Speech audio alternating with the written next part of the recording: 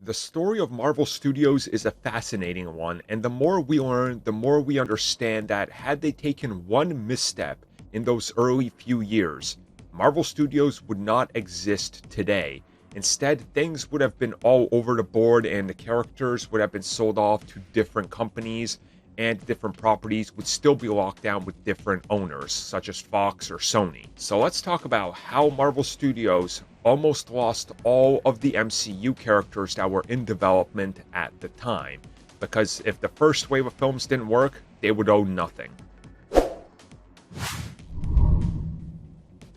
So as most of you know, Marvel Studios started off as an indie film studio.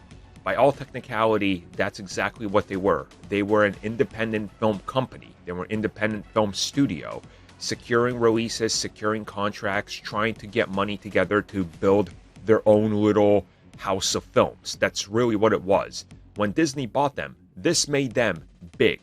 This gave them unlimited funds, but they were an indie studio that was up and coming, which is why everybody laughed at the idea of Iron Man or Captain America or Ant-Man at some point, because really, that's what you're trying to build the studio off of? That's never going to work. As it turns out, that book that talks about the Marvel Studios history and the story of Marvel Studios during the first decade plus, they go into details on that early deal, which we've heard about before, which was the Merrill Lynch deal to secure $500 million to produce a wave of films and put forward a bunch of scripts.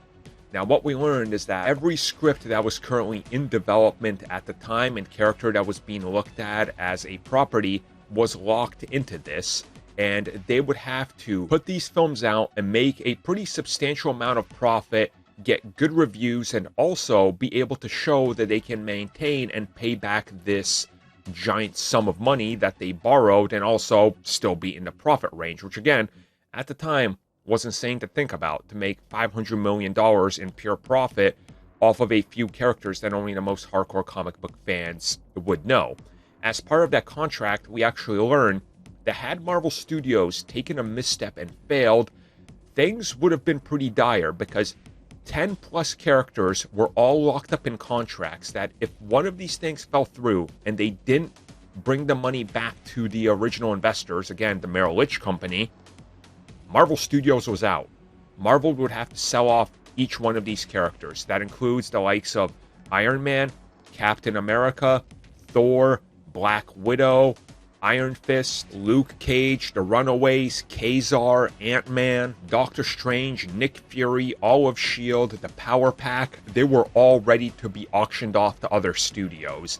And Marvel Studios was able to pull through with that first wave of films and show, hey, we're good for what you let us borrow. Also, we actually made more, so we can now independently fund a few more projects. So, oh look, here comes Disney. We don't actually have to fund anything. So it's really interesting to see that had Marvel Studios not been able to secure something like an Incredible Hulk deal, which just made that film adjacent to the MCU, for lack of a better term, and that money didn't even contribute to the overall picture, that maybe some people would have lost interest. But that first year, within 3 months, having 2 films back-to-back set in the same universe, definitely set a tone of we're here and we're trying. And, well, the rest is history, right? They're here now and they're the biggest thing around.